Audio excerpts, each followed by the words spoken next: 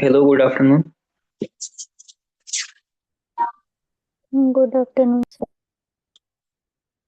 ठीक है, आज इस चैप्टर में कुछ रैंडम टाइप के क्वेश्चंस बचे हुए हैं, तो उसको कंप्लीट करते हैं और ये खत्म हो जाएगा आज। ठीक है। वैसे हमने ऐसे मिलते जुलते क्वेश्चंस किए हुए हैं, बस थोड़े से ये अलग हैं, थोड़े रैंडम हैं, और ये एक एक बार आए हुए हैं ऐसे एग्जाम में, इसलिए आज हम उनको एक साथ देख लेते हैं। इससे 25 में आया हुआ क्वेश्चन है, consider the first 100 natural numbers. Natural numbers का आपको पता है 1 2 3 से स्टार्ट, ऐसे स्टार्ट होता है। हमें कंसिडर करना है फर्स्ट 100 को, 1 से लेके 100 तक। How many of them are not divisible by any one of 2 3 5 7 9? ठीक है। हमें 1 से 100 तक वो नंबर बताने हैं कि कितने नंबर ऐसे हैं जो 100, 2 3 5 7 और 9 किसी से भी डिविजिबल नहीं है। ठीक है, जो नंबर 3 से डिविजिबल नहीं है,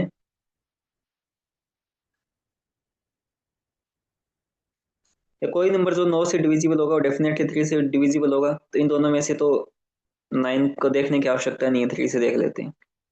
तो अल्टीमेटली हमें वो देखना है कि 2 3 5 और 7, इनसे कितने नंबर डिविजिबल है। क्योंकि कोई भी नंबर जो 9 से डिविजिबल है वो डेफिनेटली 3 से डिविजिबल होगा, इसलिए हमें 2 3 5 और 7 चार को देखने की आवश्यकता है। कितने नहीं है वो हमें बताना है, तो हम चेक कर लेते हैं कि 1 से 100 तक कितने ऐसे नंबर है जो 2 3 5 7 से डिविजिबल है। जो बच जाएंगे वो अपने आप नॉट डिविजिबल हो जाएंगे।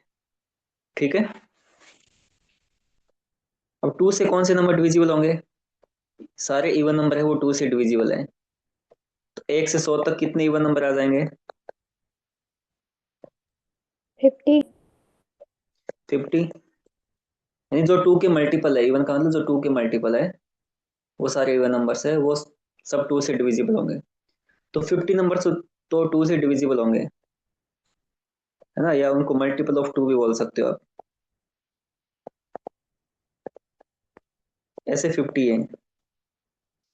ऐसे मल्टीपल ऑफ 3 कितने हैं? 100 में कितने होंगे 3 के मल्टीपल्स जो वो 3 से डिविजिबल होंगे? 3 6 9 12 15 18 21 इज सोन 99 तक। ऐसे कितने नंबर हो सकते हैं? 100 में 3 का भाग देके देख लो, लगभग 33 आएंगे। तो 33 नंबर ऐसे होंगे जो 3 के मल्टीपल होंगे। कौन कौन से होते हैं वो? 3 6 9 12 15 सोन 99 तक। टोटल 33 है। ये सब 3 से डिविजिबल है। ठीक है। 5, 5 के मल्टीपल कौन से हैं? कितने होंगे 5 के मल्टीपल? 5 10 15 20, ऐसे करते आप 100 तक जाओ। ये कितने नंबर होंगे टोटल? सिंपली 100 में 5 का भाग देके देख लो कितने होंगे। 20। 20 नंबर ऐसे होंगे जो 5 के मल्टीपल है, यानी वो 5 से डिविजिबल है। और 7 के मल्टीपल्स कितने होंगे?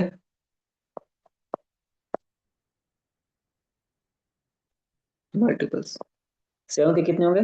7 14 21 28, ऐसे करके आपको जाना है 98 तक। कितने होंगे ये? 14। यहाँ तक समझ में आया? जो मल्टीपल है वो उससे डिविजिबल है, इसका मतलब यही हुआ कि 1 से 100 के बीच में 50 नंबर ऐसे हैं जो 2 से डिविजिबल है, 33 ऐसे हैं जो 3 से डिविजिबल है, 20 ऐसे हैं जो 5 से डिविजिबल है, 14 ऐसे हैं जो 7 से डिविजिबल है। यहाँ तक समझ में आया? यस। बट इनमें से कुछ ऐसे हैं जो रिपीट हो गए हैं। जैसे 6 है, 6 2 से भी डिविजिबल है, 6 3 से भी डिविजिबल है, वो इन दोनों में काउंट हो गया, है ना। 15 है तो 15 3 से डिविजिबल है, 15 5 से भी डिविजिबल है, वो इन दोनों से काउंट हो, वो इन दोनों में काउंट हो गया। 10 है तो वो 2 से डिविजिबल है, 5 से भी डिविजिबल है। 14 है तो वो 2 से डिविजिबल है, 7 से भी डिविजिबल है। 35 है तो 5 से डिविजिबल है, 7 से डिविजिबल है। वैसे काफी नंबर है जो हमारे, पहले इनको काउंट कर लो कितने ये, 3 4 7 8 9 10 11। देखो 100 नंबर में से 117 हो गई, इट मीन्स क्या है? काफी तो रिपीट हुए हैं, तो जो रिपीट हुए उनको हम घटा देंगे। अब देख लो डबल काउंटिंग वाले कितने रिपीट हुए हैं। डबल काउंटिंग वाले, डबल काउंटिंग मतलब 2 और 3 के कितने हुए हैं, कॉमन कितने हैं 2 और 3 के। 2 और 3 मीन्स 6। 6 के मल्टीपल कितने होंगे, फर्स्ट 100 नंबर में 6 के कितने मल्टीपल होंगे। 100 डिवाइड बाई 6 कर लो, 16। 16। ठीक है, 16 नंबर ऐसे हैं जो 2 और 3 दोनों में काउंट हो गए एक साथ, है ना। कौन कौन से नंबर होंगे, वो 6 है, 12 है, 18 है, मतलब जो 6 के मल्टीपल है, 24 है। इनमें 2 का भी भाग जाता है, 3 का भी जाता है, तो उन दोनों में काउंट हो गए, तो ये 16 हो गए। सिमिलरली 2 और 5 के देख लो, पहले 2 के साथ देख लेते हैं, 2 3 2 5 2 7। 2 और 5 यानी 10 के मल्टीपल, 10 के मल्टीपल कितने हैं, 10 10। होंगे। 10 20 30 40 50 60 70 80 90 100, वो इन दोनों में काउंट हो गए। 2 और 7 में 14 के मल्टीपल कितने होंगे, 14 × 7 98 होता है ना, तो 14 के 7 7 होंगे। 2 का हो गया। अब 3 और 5 देख लेते हैं, 3 और 2 आ गया, 3 और 5 3 और 7। फिर हम देखेंगे 5 और 7, है ना। 3 और 5 मतलब 15, 15 के मल्टीपल्स कितने हैं, 6 है। 15 × 6 90 होते हैं, 15 30 45 ऐसे लेके 90 तक। तो 15 से लेके 90 तक कितने होंगे, 6 होंगे। 15 30 45 60 75 और 90। 3 और 7 के मल्टीप्लाई कर लो, 21। 21 के कितने मल्टीपल होंगे, 21 है, 42 है। सिंपली आप 100 में भाग दे के देख 4। लो उसको कितने, 4। 4 होंगे। 5 और 7 के 35, 35 के कितने होंगे, 2 ना। 35 और 70 दो ही। 2। अब ट्रिपल काउंट भी हो गए होंगे, जैसे 30 है, 30 2 में भी काउंट हो गया, 3 में भी हो गया, 5 में भी हो गया। तो कुछ हमारे ट्रिपल काउंट भी हो गए होंगे। ट्रिपल किन किन के, 2 3 और 5 का ट्रिपल कितना होगा, 5 3 15 2 30।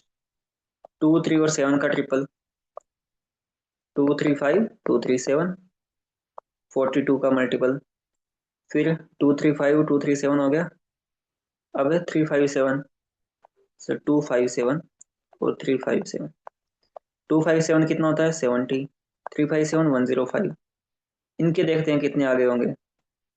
30 के मल्टीपल कितने हैं 100 में,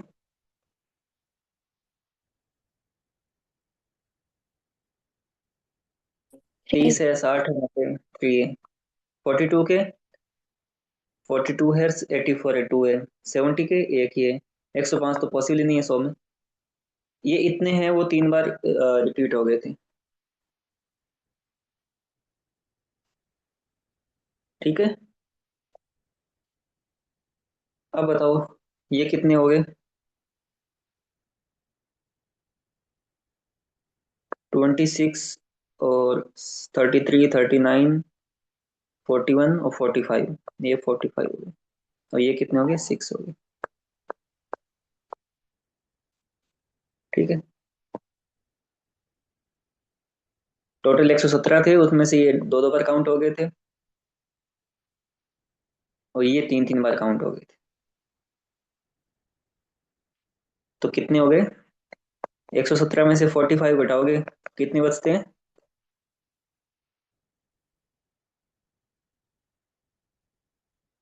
71, सॉरी 72। और ये 6 72। ऐड करने होंगे क्योंकि ट्रिपल काउंट है, तो ये हमने 30 को हटा दिया, 30 को, 60 को, 90 को, 42 84 को और 70 को। ये यहाँ भी हट गए थे, यहाँ हट गए थे, तो यहाँ ऐड कर देंगे उनको। तो टोटल कितने हो जाएंगे, 78 नंबर्स ऐसे हैं 1 से 100 तक जो 2 3 5 और 7 से डिविजिबल है।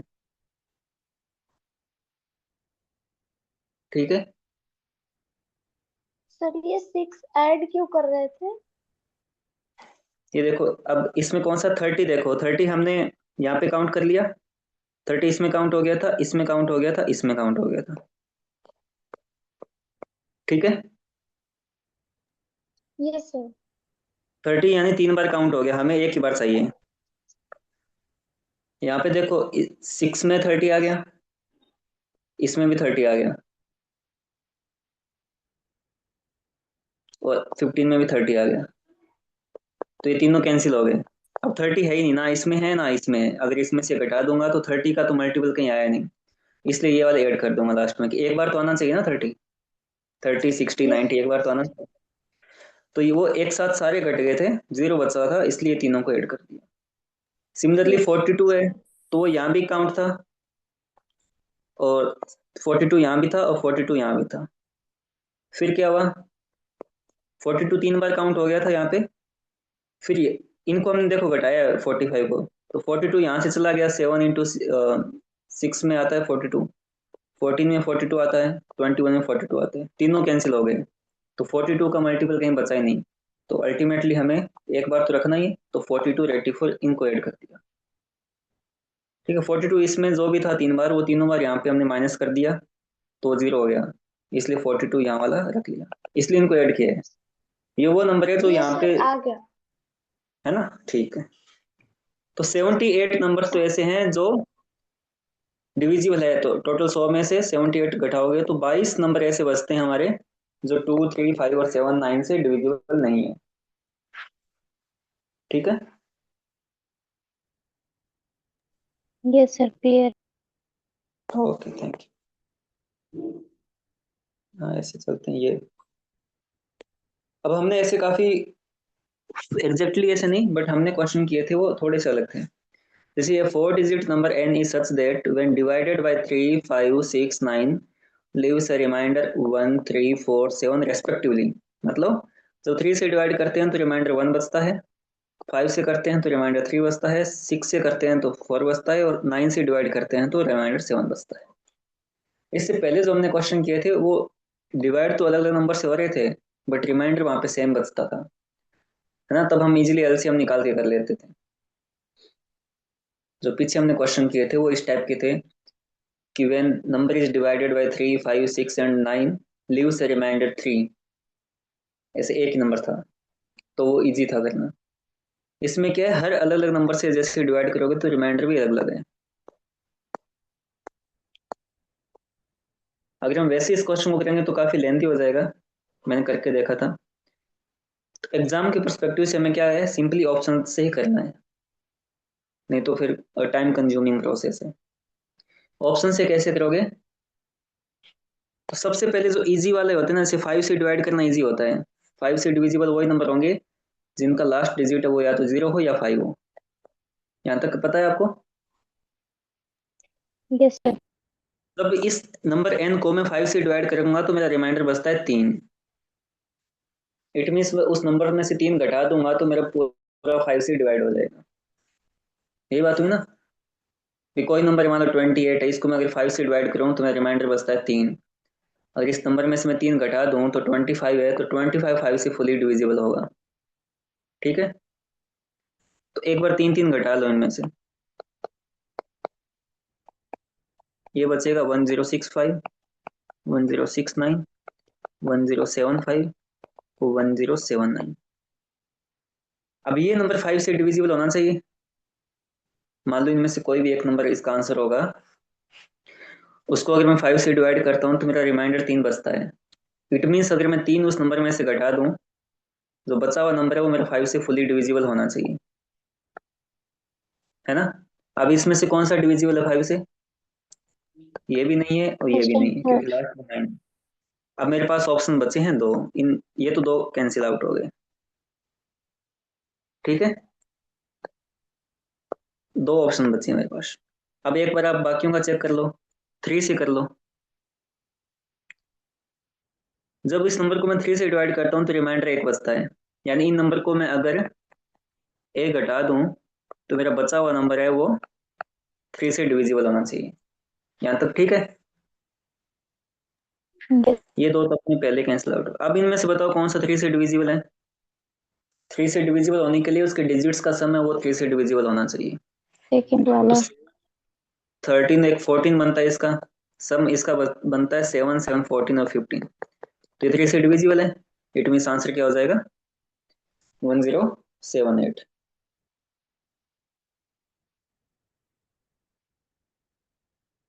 ठीक है। यस। ठीक है, ये इजिएस्ट मैथ तरीका है करने का, और मुझे लगता है यही ज्यादा अच्छा तरीका है। अब 9 और 6 को छोड़ो, आप सिंपल वाले कोई दो ले लो, वहां से ही आंसर हो जाता है। 5 का सबसे इजी होता है, फिर तरीका देख लो। ठीक है, ये थोड़ा सा बाकी क्वेश्चन से अलग था जो हमने किए थे, ये अभी करते हैं। ये हमने कर लिया था पहले की क्लास में। अब ये देखो, स्टेटमेंट वाले क्वेश्चन, ये भी 25 में आया है। A question is given followed by two statements, 1 and 2. Consider the question and the statement and mark the correct answer. Question क्या है? What is the smallest one digit number? Smallest one digit number, one digit number तो एक से लेकर 9 तक यही है, बस इन्हीं में से देखना है हमें। 1 2 3 4 5 6 7 8 9, इनका चेक करना है। Having exactly four distinct factors, उसके चार फैक्टर है और केवल चार ही है। एग्जैक्टली मतलब ओनली फोर, डिस्टिंक्ट है मतलब सब अलग अलग फैक्टर्स हैं, तो वो बताने हैं। एक क्या, तो कोई एक ही फैक्टर है खुद ही। टू का 1 और 2 है, दो फैक्टर हुए। थ्री का 1 3 है, दो हुए। फोर का 1 2 2 4 है, बट इसमें दो सेम हो गए, है ना। 1 2, सॉरी 1 2 4 है, तो इसके तीन है। फाइव का 1 और 5 है। प्राइम नंबर को तो वैसे काट दो, उनके तो फैक्टरी दो होते हैं। 7 को काट दो आप, 5 को कट जाएगा, 3 कट जाएगा, 2 कट जाएगा, 1 वैसे कट जाएगा, 4 कट जाएगा। अब वन डिजिट नंबर में आपके पास कितने बचे हैं? 6 8 और 9। अब 6 के कितने फैक्टर होते हैं? 1 2 3 और 6।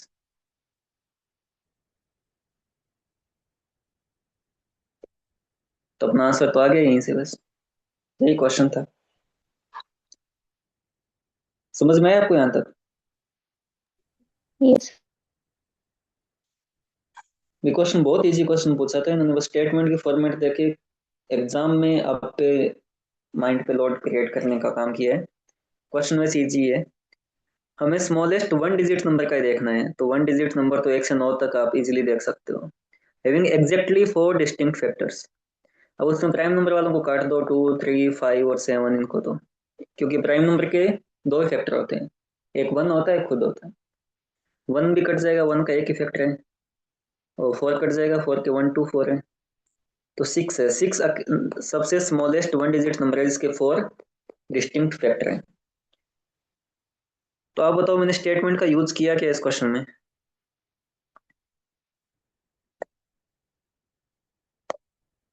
आप बिना स्टेटमेंट का यूज करके क्वेश्चन को सोल्व कर सकते हो ना। यस। स्टेटमेंट तो हमने देखा ही नहीं, उससे पहले भी हमने क्वेश्चन कर दिया कि क्वेश्चन ही इतना इजी था। पर स्टेटमेंट क्या है? 2 is one of the factor, 3 is one of the factor. Statement दोनों सही है, बट हमारा क्वेश्चन हमने बिना स्टेटमेंट देखे कर लिया था। ये 25 में ऐसा होना स्टार्ट हुआ है, ऐसे 2 3 क्वेश्चन आ गए, हमने पहले भी 2 क्वेश्चन किए थे। The question can be answered even without using any of the statement. Question का आंसर बिना किसी स्टेटमेंट का यूज करके भी आप कर सकते हो। सेम क्वेश्चन हमने एक पजल वाला क्वेश्चन था, उसको सॉल्व किया था। एक आज ये किया है, दोनों 25 में आए थे, दोनों का आंसर है the question can be answered even without using any statement. ये वाला ऑप्शन पहले नहीं होता था, पहले 24 तक अलग फॉर्मेट था। समझ में आया आपको ये क्वेश्चन? है ना, इजी क्वेश्चन था, इजीएस्ट क्वेश्चन भी बोल सकता हूँ। ये भी 25 में आया हुआ है। ये जिनका ऑप्शनल मैथ है या फिर जिनको थोड़ी इक्वेशंस वगैरह याद है, वो तो इजीली कर लेते हैं। क्वेश्चन क्या है? ये क्वेश्चन है, मतलब पूछा, इज दिस पॉजिटिव? भी क्या ये नंबर है, ये जो गिवन है वो पॉजिटिव है या नहीं? Where P and Q are natural numbers, और पी क्यू। आपने कभी ये तो पढ़ा होगा, ए प्लस बी स्क्वायर क्या होता है, ए माइनस बी स्क्वायर क्या होता है? Yes A square plus two A B plus B square ना, A square minus two A B plus B square. ये पढ़ा है आप सबने, है ना? और होता क्या बेसिकली, ए प्लस बी को ए प्लस बी से मल्टीप्लाई किया, ये दो फॉर्मूले बना दिए उन्होंने, सिंपली मल्टीप्लाई करके बनाया हुआ है। ये स्क्वायर टर्म है, हर स्क्वायर टर्म हमेशा पॉजिटिव होती है अगर नंबर वो नेचुरल हो। इमेजिनरी नंबर की बात नहीं हो रही यहाँ पे, नेचुरल नंबर्स का अगर स्क्वायर करता हूँ मैं तो हमेशा पॉजिटिव होता है, भले इसके अंदर वाला नेगेटिव हो या पॉजिटिव हो, क्योंकि स्क्वायर तो माइनस होगा तो भी माइनस इंटू माइनस होके पॉजिटिव हो ही जाएगा। तो स्क्वायर टर्म हमेशा पॉजिटिव होती है। अब इसको देखो, अगर इसको मैं ओपन करूँ पी प्लस क्यू के स्क्वायर को इस फॉर्मूले से, तो क्या बनेगा, P square plus to P Q plus Q square. ये इसको ओपन किया, ये माइनस फोर पी क्यू पहले से गिवन है, ठीक है। अब क्या बन गया, पी स्क्वायर, ये देखो प्लस का टू पी क्यू है और ये माइनस का फोर पी क्यू है, तो क्या बचेगा, माइनस का टू पी क्यू। ये प्लस का टू है, ये माइनस का फोर है, प्लस टू माइनस फोर क्या बचता है, माइनस टू। पी क्यू तो है दोनों में, प्लस क्यू स्क्वायर। इस फॉर्मूले के बेसिस पे देखो ये क्या बन गया, P square minus to P Q plus Q square क्या होगा, पी माइनस क्यू का स्क्वायर। स्क्वायर। अब ये नंबर हमेशा पॉजिटिव ही होगा, क्यों, पी और क्यू दोनों नेचुरल नंबर है, कुछ भी ले लो आप, पी को फोर ले लो, क्यू को फाइव ले लो, तो फोर माइनस फाइव का स्क्वायर क्या होगा, माइनस वन का स्क्वायर क्या होगा, वन, पॉजिटिव। इसको फाइव ले लो, पी को, क्यू को फोर ले लो, तो ये वन का स्क्वायर क्या होगा, वन। तो ये हमेशा पॉजिटिव आएगा अंदर वाला, भले ही नेगेटिव आंसर आए, भले ही पॉजिटिव आए, टोटल जो स्क्वायर बनेगा वो पॉजिटिव बनेगा, ठीक है। तो आप यहाँ बताओ, इस क्वेश्चन को भी हमने बिना किसी स्टेटमेंट का यूज किए सोल्व कर लिया। स्टेटमेंट इररिलेवेंट है, चाहे ये पी बड़ा हो क्यू छोटा हो, कोई मतलब नहीं है, दोनों ही केस में ये पॉजिटिव आंसर आएगा। इस क्वेश्चन को मैं बिना किसी स्टेटमेंट के यूज करके सोल्व कर सकता हूँ, ये तो हमेशा पॉजिटिव ही है, भले ही आपको ये कंडीशन गिवन हो या ना गिवन हो, बस ये गिवन है नेचुरल नंबर से। क्योंकि जब इमेजिनरी नंबर होते हैं ना, इमेजिनरी जो हमारे सिलेबस से बाहर की बात है, उस केस में नेगेटिव भी हो सकता है, बट अपने सिलेबस में तो यही है, नेचुरल नंबर हो या फिर इंटीजर हो, किसी भी टाइप के नंबर हो जो हमने पढ़े हैं अब तक, उनके बेसिस पे ये हमेशा पॉजिटिव होगा, क्योंकि एक परफेक्ट स्क्वायर टर्म बनती है, और स्क्वायर टर्म है वो नेचुरल नंबर के लिए हमेशा पॉजिटिव होती है। तो the question can be answered even without using any of the statements. ये तीनों क्वेश्चन 25 में आए थे, तीनों का आंसर ये था, question can be solved even without using any of the statements. तो ये समझ में आया आपको, यस सर। है ना?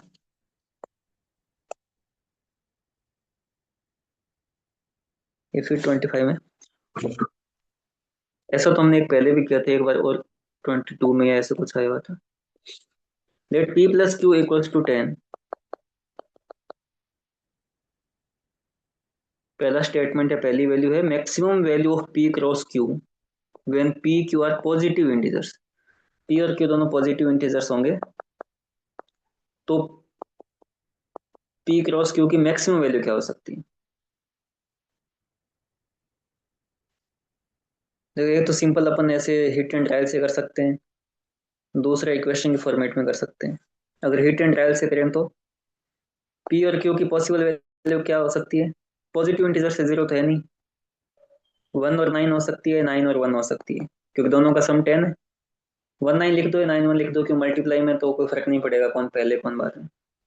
To eight, three seven, four six, five five, six four लिखूंगा तो वापिस यही आ जाएगी, सेवन थ्री लिखूंगा तो फिर ये पांच पॉसिबिलिटी है ना, समझ में आया यहाँ तक, ये पांच पॉसिबिलिटी क्यों है? यस है ना, क्योंकि दोनों का सम 10 है। वन नाइन लिखो या नाइन वन लिखो, बात एक ही, क्यों, मल्टीप्लाई करना है हमें, वन इंटू नाइन और नाइन इंटू वन तो सेम ही होते हैं, टू इंटू एट और एट इंटू टू भी सेम होते हैं। तो ये पांच पॉसिबिलिटी है, तो पी क्यू की वैल्यू इसमें क्या आएगी, इसमें 9 आएगी, 8 इंटू 2 16, 3 इंटू 21 24, ये क्या आएगा 25। तो पी क्रॉस क्यू की मैक्सिमम वैल्यू क्या आएगी, जब पी और क्यू दोनों पॉजिटिव हो तो 25, 5 इस केस में 25 आएगी। अब ये और चेक कर लेते हैं, maximum value of P cross Q when P greater than -6, P -6 से बड़ा है, क्यू -4 से बड़ा है। पी की वैल्यू क्या होगी, -6 से बड़ा है, इट मीन -6 -5 -4 -3, यहाँ से स्टार्ट होगी जो भी आगे हो। और क्यू की वैल्यू है वो -4 से स्टार्ट होगी, -3 -2 1 -1 0 1 2 ऐसे चलती रहेगी। और पी प्लस क्यू के लिए दोनों का सम तो 10 ही है, वो तो इक्वेशन दोनों के लिए एप्लीकेबल है। अब यहाँ पे देखो पॉसिबिलिटी कौन क्या क्या हो सकती है। अगर पी की वैल्यू -6 है मान लो, ऐसे बना रहा हूँ मैं, पी की वैल्यू -6 है तो क्यू की वैल्यू क्या होगी, इस इक्वेशन के हिसाब से पी -6 है प्लस क्यू बराबर 10, इस इक्वेशन में रखोगे आप तो क्यू कितना होगा 10, ये -6 उधर जाएगा प्लस का 6, तो क्यू क्या हो जाएगा 16। तो पी -6 है तो क्यू हो जाएगा 16। ठीक है, पी -5 है तो क्यू क्या हो जाएगा 15। पी -4 है तो क्यू क्या होगा 14। -3 है तो क्यू 13।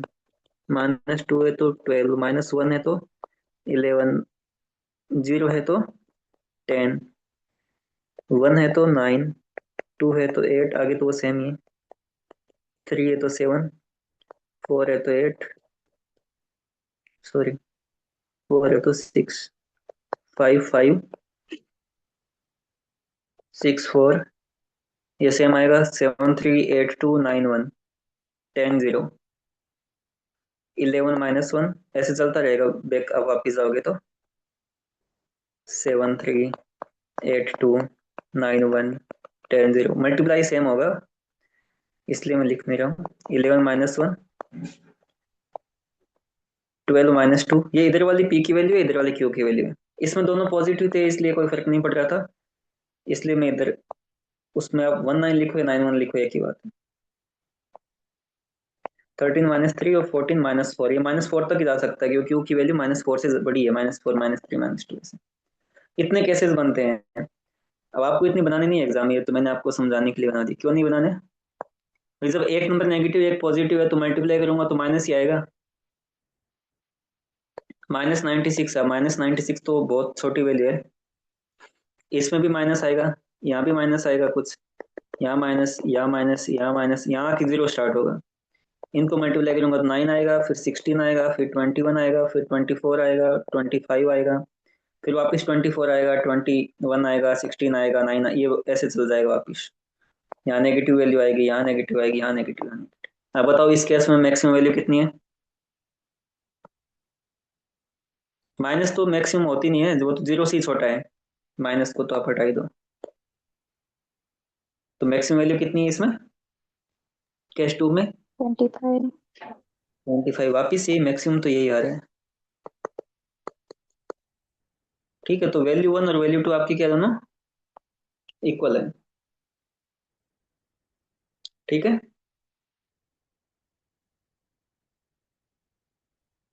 ये ठीक है। अब अगर आप इस क्वेश्चन को ऐसे ना करो, जो कि इजी था ये करना, अगर आप अलग तरीके से करना चाहो, जैसे पी प्लस क्यू 10 है और हमें पी इंटू क्यू निकालना है, तो किसी एक वेरिएबल का दूसरे वेरिएबल के फॉर्मेट में लिख लो। कैसे, जैसे मैं क्यू को लिख लेता हूँ यहाँ से 10 माइनस पी, है ना, इस इक्वेशन से क्यू की वैल्यू क्या आ गई 10, पी इधर है माइनस इधर है, इसमें रख दो अब क्यू की जगह 10 माइनस पी। अब एक क्वाड्रेटिक इक्वेशन बन जाएगी 10p minus P square minus P square plus 10p, ये आपका पैराबोला बन गया, और वो भी डाउनवर्ड साइड में खुला रहेगा इस टाइप से। उसका ये पीक क्या होगा वो आप डिफरेंशिएशन से निकाल सकते हो, इसलिए मैं आपको नहीं बता रहा, ये जिनका ऑप्शनल मैथ है ना वो इजिली कर सकेंगे। तो -2p प्लस 10 इक्वल टू 0 करूंगा तो मैक्सिमम वैल्यू आ जाएगी, पी की वैल्यू 5 आएगी, तो ये पीक आ जाएगा, पी की 5 पे आएगा तो क्यू भी 5 हो जाएगा, तो 5 5 पे इसका वैल्यू क्या आएगी 25। सिमिलरली आप इसको करोगे उसका भी पीक यही आएगा, उसकी बस रेंज अलग हो जाएगी, बाकी पीक तो सेम रहेगा।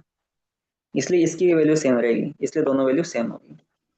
बट ये जाहिर सी बात है जिनका ऑप्शनल नहीं है उनको थोड़ा डिफिकल्ट होगा, इसलिए जो हमने पहले किया था सिंपल पी की क्यू की वैल्यू निकाल के 192837,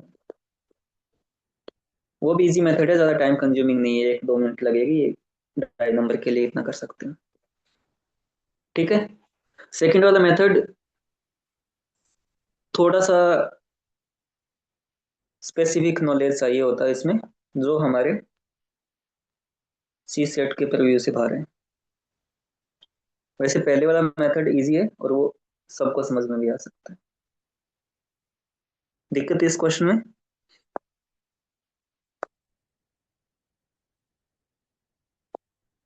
किसी को doubt? No sir, no doubt. ठीक है।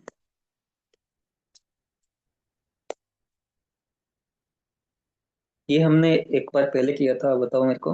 वो अलग क्वेश्चन था, उसमें भी था ये, रिपीट हुआ था sir. The sum of three consecutive integers is equal to their product. उनका सम है उनके प्रोडक्ट के इक्वल है। इंटीजर्स की बात हो रही है, जो प्लस और माइनस दोनों हो सकते हैं, ये ध्यान रखना। नेचुरल नंबर की बात नहीं हो रही। जो हमने पहले क्वेश्चन किया था एक बार, उसमें नेचुरल नंबर की बात थी, यहाँ पे इंटीजर्स की बात है। How many such possibilities are there?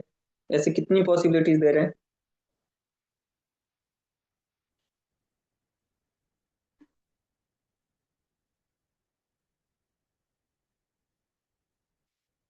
जिनका सम और प्रोडक्ट, एक तो ये था, हमने उस दिन यही देखा था। इनका सम करो कितना है? 6, और मल्टीप्लाई करो कितना है? 6, है ना? ये तो नेचुरल नंबर में एक ही केस बनता है, बाकी इंटीजर्स में कितने बन जाते हैं? इनको देखो, -1, ये तो हो गया 1 2 3 का। -1 -2 -3 का भी सेम हो जाएगा, फिर क्या होगा? -1 में -2 -3 कितना होगा? -6। तो इनको मैं मल्टीप्लाई करूंगा तो कितना आएगा?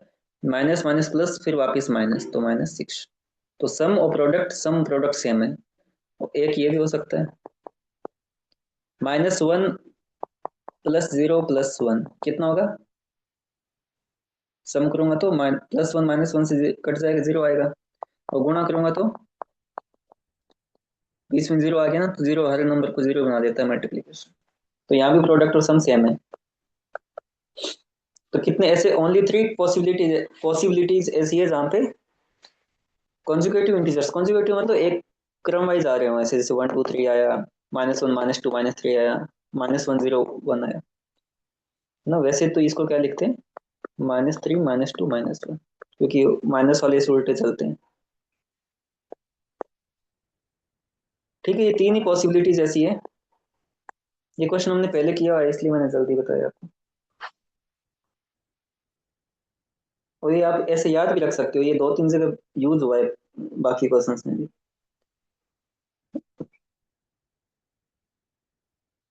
ठीक है, इसमें कोई कंसेप्ट नहीं है, ये तो एक फैक्ट है टाइप से, जो आपको वैसे याद ही रहना चाहिए। ठीक।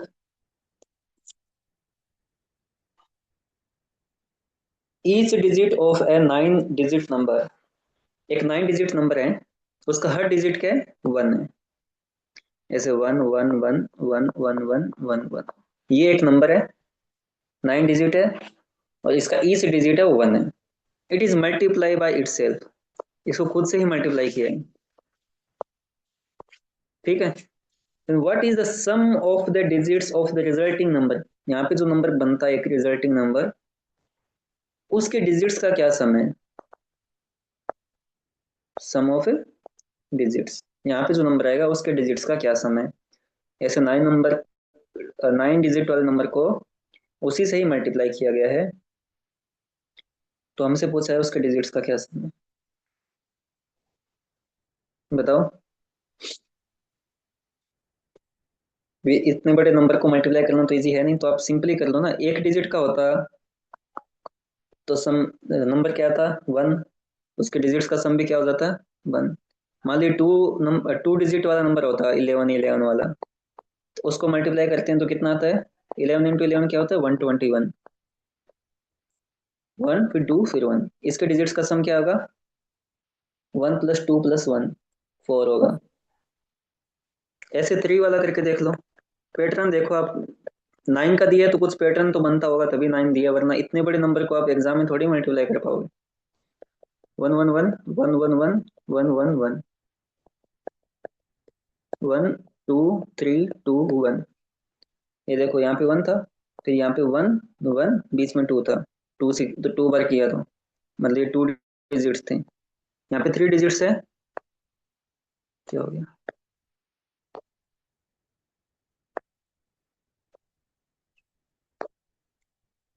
हो गया क्या?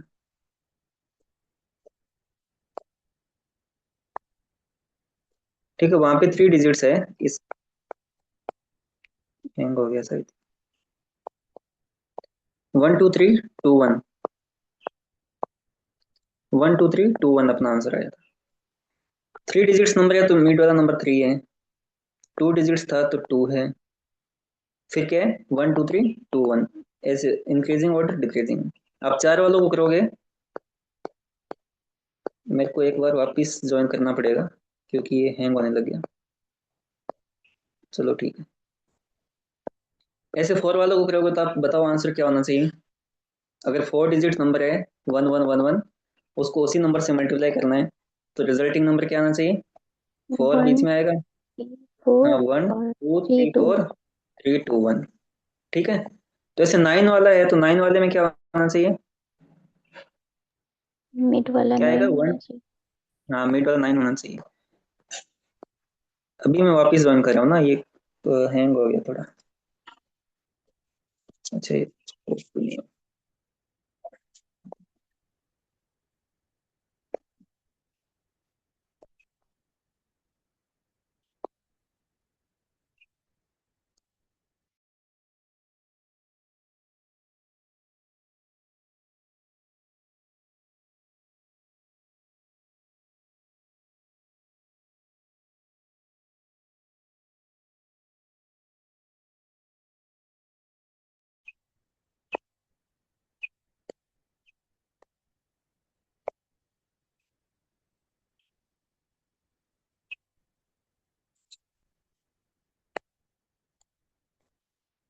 हाँ, तो 9 डिजिट नंबर को इसको मल्टीप्लाई करूंगा तो क्या आना चाहिए? आंसर क्या आना चाहिए? रिजल्टिंग नंबर क्या आएगा हमारा?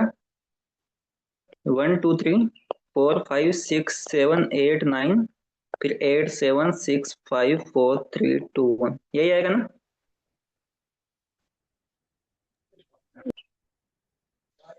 अब इसका डिजिट्स का सम देख लो क्या होगा। वैसे तो हमने किया होता है ना, ये 8 तक कितना होएगा सम? n × n + 1/2 वाले फॉर्मूले से देख लो सिंपली, या वैसे ऐड कर लो चलो। 6 4 81। 10 15 21 28 36 72 और 9 81 81। ठीक है, तो इस टाइप का जो क्वेश्चन गिवन हो ना, जहाँ पे एक बड़ा डिजिट, बड़े नंबर की बात हो रही है, बड़े डिजिट वाली, तो डेफिनेटली उसमें कुछ ना कुछ पैटर्न होता है, उसको आइडेंटिफाई करना होता है। वो पैटर्न आप स्मॉलर नंबर से स्टार्ट कर सकते हो, 1 को 1 से करके, 11 को 11 से करके, 11 1 1 1 को 1 1 से करके। उस पैटर्न को आप जब आइडेंटिफाई कर लोगे तो फिर आपके लिए वो क्वेश्चन बहुत ईजी हो जाएगा। ठीक है, तो ये वैसे इजी क्वेश्चन था, 23 में आया हुआ क्वेश्चन था।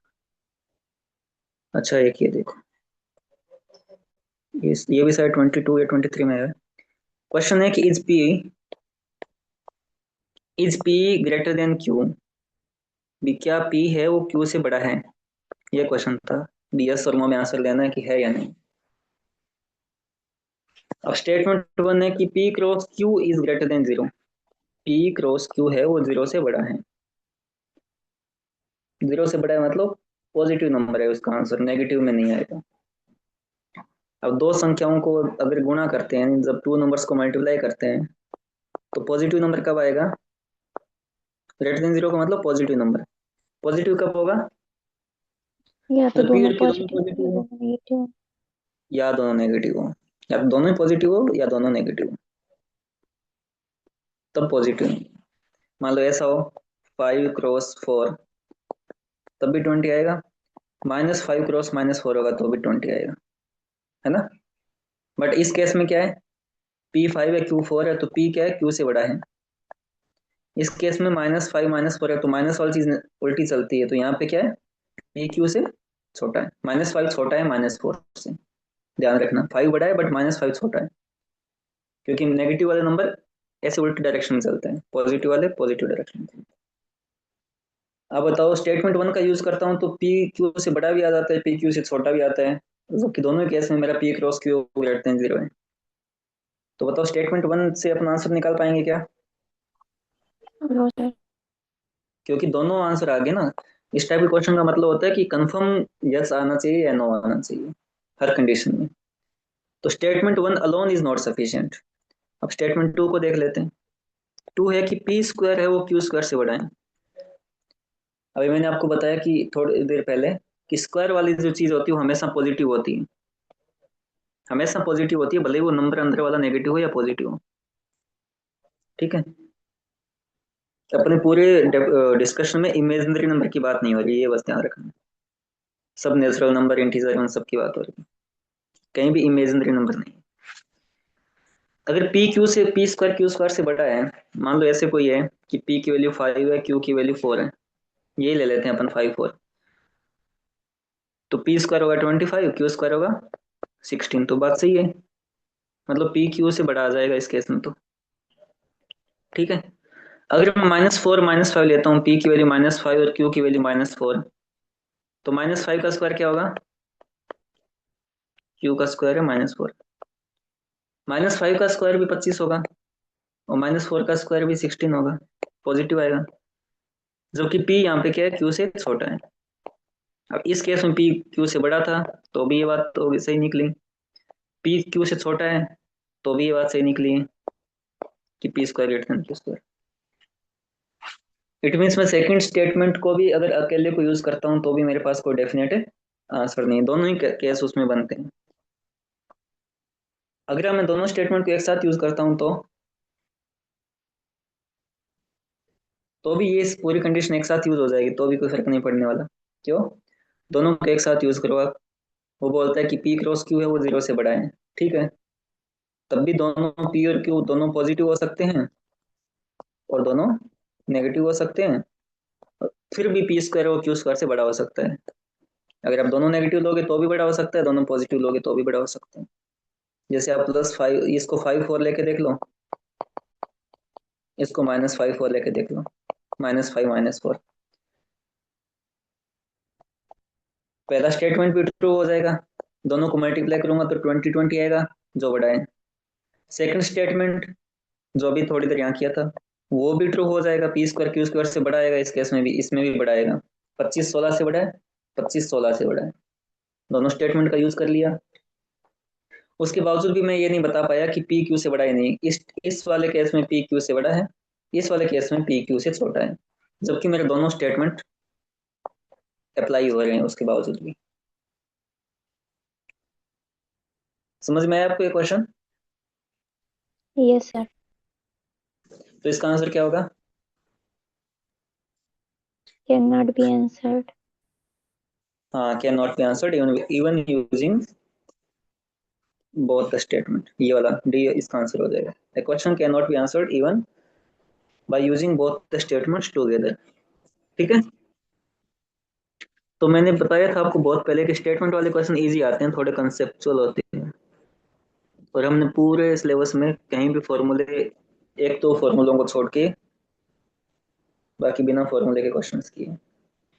ये देखो, ये 24 में आया हुआ है कि 3 numbers x y z are selected from the set of the first 7 natural numbers. तो नेचुरल नंबर कौन से होते हैं? फर्स्ट 7 नेचुरल नंबर कौन से हैं? 1 to 1 7। 2, हाँ 1 2 से 7 तक। एक्स वाई जेड को इन्हीं में से सिलेक्ट करना है अपने को। एक्स वाई जेड है वो इन्हीं इन्हीं 7 में से कोई 3 होंगे, सच दैट एक्स है, ये कंडीशन है हमारे पास, X greater than 2y greater than 3z। How many such distinct triplet, कितने अलग अलग टाइप की ट्रिपलेट पॉसिबल हैं? ट्रिपलेट मतलब इस एक्स वाई जेड के कितने सेट पॉसिबल है वो हमको बताना है। ठीक है, तो हम अलग अलग अलग को थोड़ा कर लेते हैं, इसको एक साथ ले लो, फिर इसको एक साथ लेके देख लो। एक्स 2y से बड़ा है, इट मीन्स क्या है, y की वैल्यू मैक्सिमम, x की वैल्यू मैक्सिमम कितनी हो सकती है, 7 हो सकती है, क्योंकि 1 से 7 तक की तो रखना है। 7 होगी ग्रेटर देन 2y, तो 7/2 ग्रेटर देन y। 3.5 वो y से बड़ा होगा, 3.5 y से बड़ा होगा, इट मीन्स y की अधिकतम वैल्यू क्या हो सकती है, 3। 3.5 से y छोटा होना चाहिए, 3.5 से छोटा मतलब 1 2 3 में से कोई एक हो सकता है। ये आपको हिंट मिल गया, बाकी ये आप नहीं करोगे तो भी कोई दिक्कत नहीं है। हिंट मिल गया कि y की वैल्यू कहाँ तक जा सकती है, अधिकतम 3 तक जा सकती है, क्योंकि 3 से ज्यादा जाएगी तो 3 से ज्यादा क्या होगी, 4 होगी। 4 का क्या होगा, 4 का दुगना 2y क्या हो जाएगा, 8 हो जाएगा। अब x है वो 8 से बड़ा कैसे हो जाएगा, x तो 7 से बड़ा हो ही नहीं सकता, है ना। ये हिंट है आपको, यस आप सर। बिना इस हिंट के भी कर सकते हो। तो y की वैल्यू मेरी या तो 1 हो सकती है, 2 हो सकती है, 3 हो सकती है। अब आप अज्यूम करो y की वैल्यू 1 है, y की वैल्यू 1 है तो दो केस है ना, एक तो ये है, एक इधर वाला है। y की वैल्यू 1 है, फिर कंडीशन ये है, x है वो 2y से बड़ा है, 2y कितना हो गया, y 1 है तो 2y कितना होगा, 2। 2 होगा। x की वैल्यू वो 2 से बड़ी है। और इधर वाला लूँ तो 2y greater than 3z, it means इसमें क्या है, 2y मतलब 2 है, यहाँ भी 2 है वो 3z से बड़ा होना चाहिए। इसको मैं थोड़ा ऐसे लिख सकता हूँ कि 3z है, उल्टा करके लिख लेता हूँ, वो 2 से छोटा होना चाहिए। इसी को लिखा है मैंने, इसको इधर लिख लिया, इसको यहाँ लिख लिया, साइन चेंज। 3z है वो 2 से छोटा होना चाहिए, यानी z है मेरा वो 2/3 से छोटा होना चाहिए। अब 2/3 से छोटा होना चाहिए, 2/3 कितना होता है, 0.67 होता है। z की वैल्यू 0.67 से छोटी होनी चाहिए, अगर मैं y की वैल्यू 1 लूंगा। तो बताओ अब 0.67 से वैल्यू छोटी पॉसिबल है क्या z की, नो सर। क्योंकि 1 से तो छोटा हो ही नहीं सकता ना। इट मीन्स y की वैल्यू 1 भी पॉसिबल नहीं है, क्योंकि अगर मैं y की वैल्यू 1 रखता हूँ तो z की वैल्यू नहीं आएगी मेरे पास। तो y 2 रखे देखो, y 2 रखूंगा तो पहले वाला केस क्या होगा, x ग्रेटर देन 2y की जगह क्या होगा, 4, x की वैल्यू 4 से बड़ी होगी। इस वाले केस में क्या होगा, 2y कितना होगा, 4, 4 इज ग्रेटर देन 3z, यानी 3z इज लेस देन 4, यानी कि z is less then 4/3। z की वैल्यू 4/3 से छोटी होगी, तो वो कितनी पॉसिबल है, z की वैल्यू क्या पॉसिबल है, 4/3 मतलब 1 पॉइंट समथिंग, 1.33।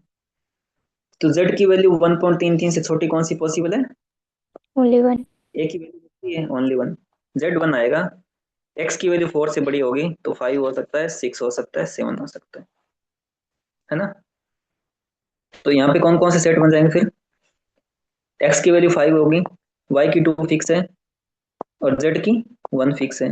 x की वैल्यू 6 हो सकती है, y की 2 और z की 1 तो आई गई, ये 7, ये 2 और 1। तो तीन केस तो यहाँ बन गए, y की y इक्वल्स टू 2 के लिए तीन सेट पॉसिबल है, तीन ट्रिपलेट पॉसिबल है। अब अपने पास y 3 तक हो सकता है ना, तो y 3 का भी देख लेते हैं। y 3 होगा तो x क्या होगा, ग्रेटर देन 6, और इसमें रखो 3 into 2 6, 6 is greater than 3z, it mean 3z is less then 6। तीन की table z is less then 6/3, 6/3 क्या होता है, 2। z 2 से छोटा है, z 2 से छोटा क्या होगा, z इज लेस देन 2, 1 होगा। x ग्रेटर देन 6 का कौन सा होगा, x इक्वल्स टू 7, 7 से बड़ा तो एक ही है ना, 7। तो x एक पॉसिबल है, 7, y 3 फिक्स था, z 1, एक ये ट्रिपलेट बन जाएगा। और y की वैल्यू 4 हो नहीं सकती, क्यों, जैसे y की वैल्यू 4 होगी तो x ग्रेटर देन 8 हो जाएगा, x जैसे 8 होगा तो कोई सेंस ही नहीं बनता, x 7 तक जा सकता है। तो कितने ट्रिपलेट पॉसिबल है, 4। 4। तो मेरे पास 4 ट्रिपलेट पॉसिबल है। अगर आपको ये सब नया करो ना आप, तो सीधा कैसे स्टार्ट करोगे, y ऐसी वैल्यू है जो इन दोनों में यूज हो रही है ना, x का y के साथ लिंक है और y का z के साथ लिंक है, तो y की वैल्यू रखते जाओ ग्राम वाइज, 1 2 3, जैसे आप 4 रखोगे तो अपने आप इक्वेशन आगे सेटिस्फाई नहीं होगी, 5 पे नहीं होगी, 6 पे नहीं होगी। जैसे 1 पे नहीं हुआ ना, 1 पे क्यों पॉसिबल नहीं हुआ? क्योंकि जेड की कोई वैल्यू नहीं निकलती। जेड को 0.67 से छोटा लेना है तो वो तो है ही नहीं। वैसे आप वाई की वैल्यू 4 रखोगे तो ये क्या हो जाएगा, x greater then 8। X greater then 8 तो हो ही नहीं सकता, तो वाई 4 पे भी पॉसिबल नहीं है। वाई 5 पे लोगे तो एक्स 10 से बड़ा हो जाएगा, वो पॉसिबल नहीं है। वाई 6 वाई 7 पॉसिबल नहीं है, तो वाई की दो ही वैल्यू पॉसिबल है। वाई की इन्हीं दो वैल्यू के लिए एक्स की 3 और 1 4 वैल्यू आ जाती है जेड की। होपफुली समझ में आ गया होगा। Yes sir.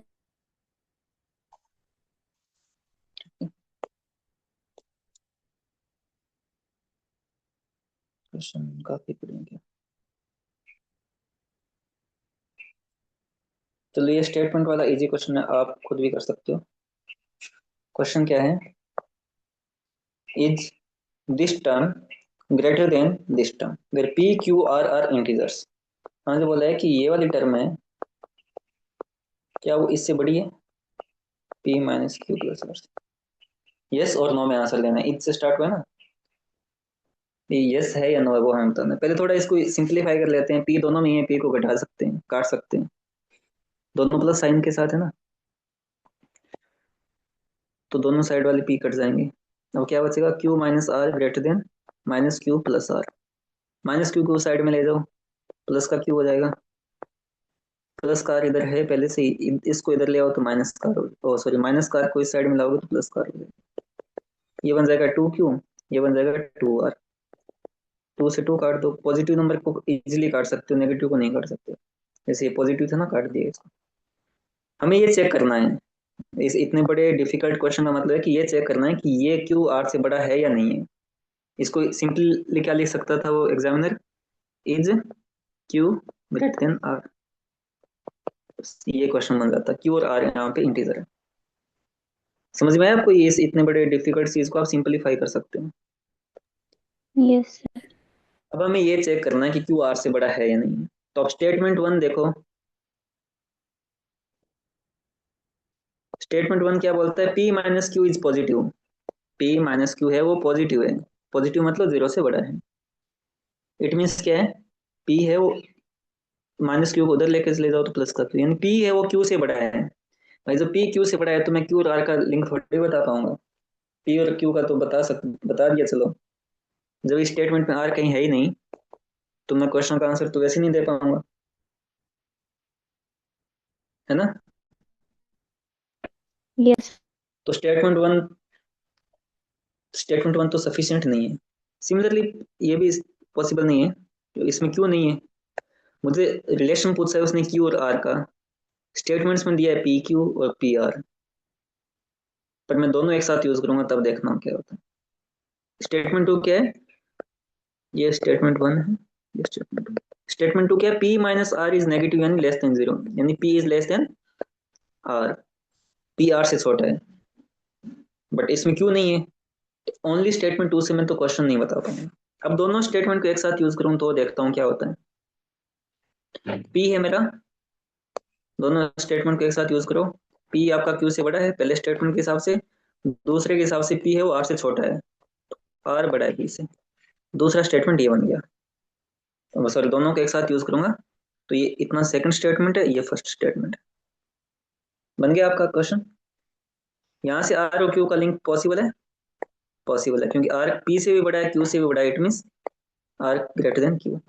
जब आर क्यू से बड़ा है, इसने बोला कि is Q greater than R, अपना आता है R greater than Q, it mean answer क्या होगा, no. No.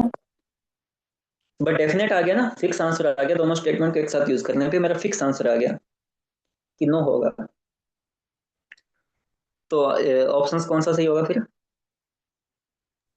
C. The question can be answered by using both the statement together but cannot be answered using either statement alone, तो सी सही हो जाएगा। इसलिए कभी कभी इस टाइप की डिफिकल्ट चीज को आप सिंप्लीफाई करके लिख सकते हो, फिर बहुत इजी हो जाता है। ठीक है, इसमें डाउट। नो। ओके, सेम ये क्वेश्चन है, इसको भी आप करके देख सकते हो। इज एक्स एन इंटीजर, इसने पूछा है कि भी क्या एक्स एक पूर्णांक है या नहीं है, यस और नो में आंसर देना। स्टेटमेंट 1 दिया कि x/3 is not an integer,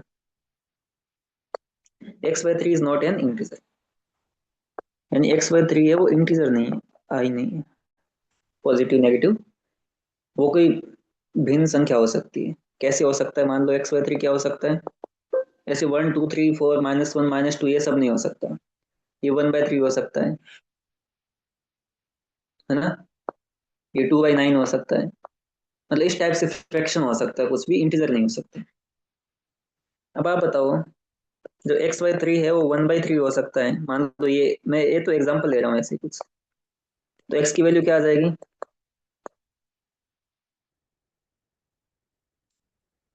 x/3 वो इंटीजर नहीं हो सकता, नॉट एन इंटीजर, बट वो फ्रैक्शन तो हो सकता है, 1/3 2/9 कुछ भी ले लो आप, 4/8 4/7 इस टाइप से कुछ भी। ठीक है, यहाँ तक समझ में आया आपको? Yes sir. है ना? तो अज्यूम करो कि x/3 है इज इक्वल्स टू 1/3, अगर मैं ये इक्वल करता हूँ तो x की वैल्यू 1 आ जाएगी, 3 से 3 कैंसिल हो जाएगा, या फिर x/3 आप अज्यूम कर लो 2/9, तो यहाँ से x की वैल्यू क्या आ जाएगी, क्रॉस मल्टीप्लीकेशन होगा तो 6/9, 6/9 क्या होता है, 2/3, तो x की वैल्यू आ गई 2/3। अब बताओ मेरे को, इस केस में तो x क्या आ जाता है, इंटीजर आ जाता है, इस केस में x इंटीजर नहीं आता है। क्वेश्चन है कि इज x एन इंटीजर, तो यस और नो, स्टेटमेंट 1 दोनों आंसर देता है, यस एंड यस और नो दोनों आ सकता है। तो बताओ क्या स्टेटमेंट 1 अलोन इज सफिशिएंट है क्या? नो। है ना, स्टेटमेंट 1 ने इस पे कंडीशन लगा दी कि ये इंटीजर नहीं है, अब ये इंटीजर नहीं है तो उस, ये नहीं है इंटीजर, उसके बावजूद भी एक्स इंटीजर हो भी सकता है, नहीं भी हो सकता है ना। हाँ, इस पे बाउंडेशन है कि ये इसकी वैल्यू फ्रैक्शन होगी, x/3 की वैल्यू वो इंटीजर नहीं हो सकती, बट उसका मतलब ये नहीं है कि एक्स इंटीजर नहीं हो सकता। कुछ ऐसी फ्रैक्शन है जो कट पिट के फ्रैक्शन में इंटीजर वैल्यू दे सकता है एक्स की, कुछ ऐसी फ्रैक्शंस है जहाँ पे एक्स की वैल्यू भी फ्रैक्शन में वापस आ जाएगी, तो दोनों ही केस पॉसिबल है। It means statement 1 alone is not sufficient to answer the question. Statement 2 क्या है, 3x is an integer, 3x एक इंटीजर है, जैसे 1 2 3 या -1 -2 इस टाइप से कोई आंसर है। 3x इंटीजर है तो x की वैल्यू क्या होगी,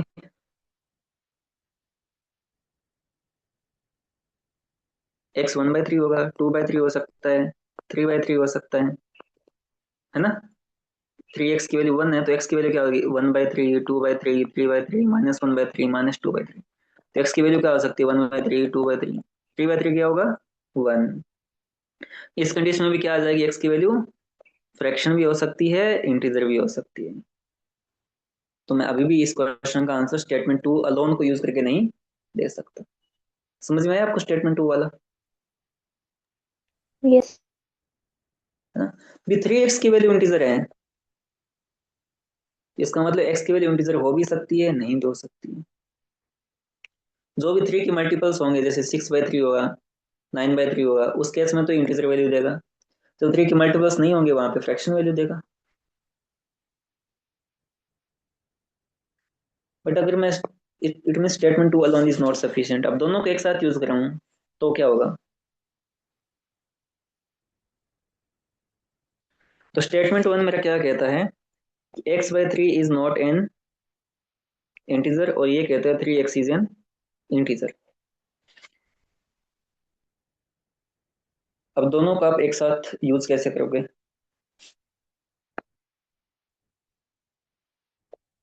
x/3 is not an integer, इसलिए मैं एक एग्जांपल ले लेता हूँ 1/3। अगर x/3 1/3 है तो x की वैल्यू 1 आएगी, जैसे x की वैल्यू 1 आएगी तो 3x की वैल्यू क्या आ जाएगी, 3 आ जाएगी, तो स्टेटमेंट 2 भी सही हो जाएगा, स्टेटमेंट 1 भी, ये स्टेटमेंट 1 था, ये स्टेटमेंट 2 का यूज कर लिया, दोनों केस को एक साथ यूज किया तो मेरा आंसर इंटीजर आ गया।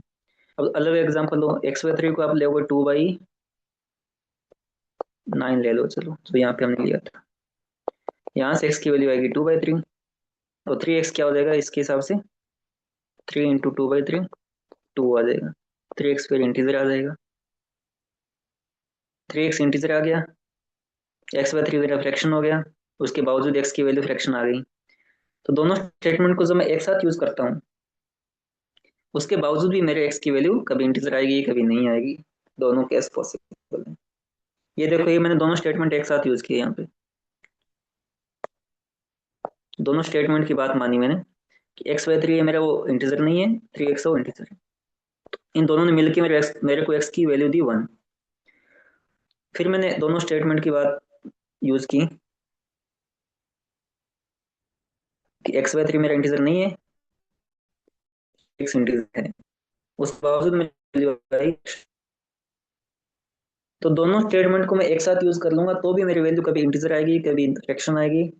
तो मेरा आंसर या तो यस होगा या नो होगा, एक कोई कंफर्म आंसर नहीं आएगा, डेफिनेटली मैं कुछ नहीं कह सकता। तो आंसर क्या हो जाएगा, क्वेश्चन समझ में आया आपको? Yes sir. है ना? तो इस केस में भी आंसर क्या हो जाएगा, both statements are not sufficient to answer the question. ठीक है,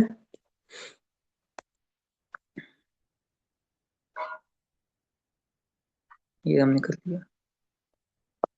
एक दो क्वेश्चन और। Let P be two-digit number and Q be the number consisting of same digits written in the reverse order। P कोई number है, मान लो इस type का कोई है 1 2, तो Q है वो उसका उल्टा है, बस सेम डिजिट है, रिवर्स ऑर्डर है। ठीक है, ये तो मैंने एग्जांपल बताया ऐसे ही कि P कोई टू डिजिट नंबर है और Q है वो भी number consisting of the same digits, digits Q में भी सेम है बट क्या है, रिवर्स ऑर्डर में। P क्रॉस Q है वो 2430 है। Then what is the difference between P and Q? P minus Q क्या होगा वो कौन सी? P इंटू Q है 2430। मान लो दोनों नंबर आसपास है, सेम टाइप के हैं।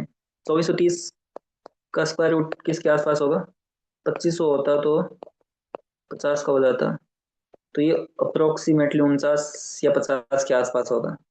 तो मेरे नंबर होंगे वो आसपास के, कोई नंबर लूंगा तो ज्यादा जल्दी आंसर आएगा।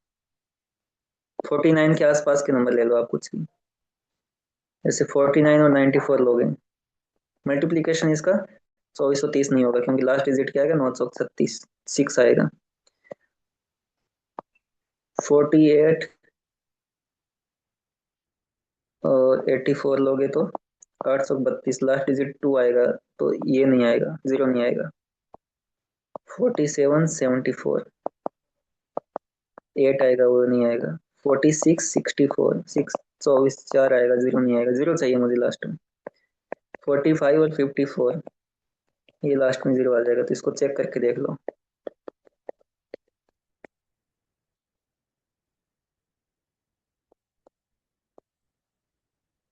2430, इट मीन्स मेरे नंबर कौन से हैं, एक 45 है दूसरा 54 है, तो डिफरेंस क्या हो जाएगा दोनों का, 9 हो जाएगा। अब मैं ये 45 ऐसे तो आप रैंडम तो नहीं बता सकते कि कौन सा होगा, तो इसलिए आप इसका स्क्वायर रूट निकाल लो कि वो नंबर इसके आसपास आए। स्क्वायर रूट क्यों निकाला, अज्यूम कर लिया कि दोनों नंबर सेम है, ऐसे अज्यूम कर लो आप, पी गुणा पी 2430 है, तो पी स्क्वायर 2430 है, वो नंबर आएगा 49।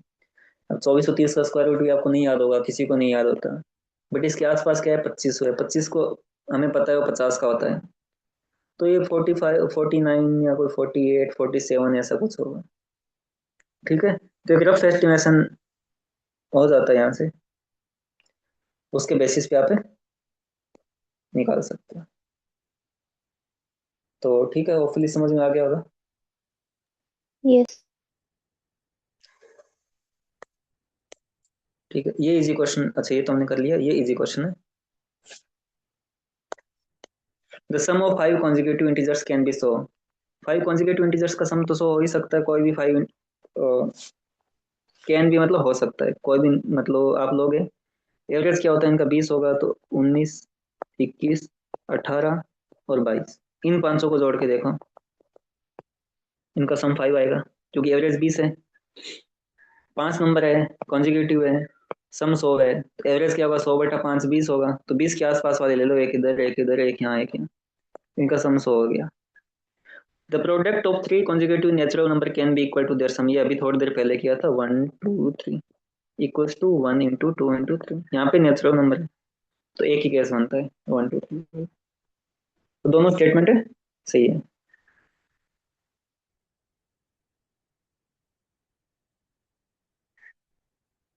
ठीक है, ये सेकंड स्टेटमेंट तो हमने जस्ट अभी किया थोड़ी देर पहले, उसमें इंटीजर्स था, यहाँ पे नेचुरल नंबर है, तो वो केवल पॉजिटिव हो सकते हैं, जीरो भी नहीं हो सकता। तो 1 2 3 तीन कॉन्जिक्यूटिव नंबर्स का सम है, उनके प्रोडक्ट के इक्वल हो सकता है, हाँ इस केस में हो सकता है। और 5 कॉन्जिक्यूटिव इंटीजर्स का सम है वो 100 हो सकता है, ये तो बहुत इजी था मतलब। तो अल्टीमेटली दोनों स्टेटमेंट सही है क्वेश्चन। ठीक है, तो मेरे तरफ से टॉपिक कंप्लीट है। ये क्वेश्चन हमने किया था, ये एक दो रैंडम क्वेश्चन बचे हो ना, ये आप करके देखना, इतने इंपॉर्टेंट नहीं है, टाइम भी नहीं है।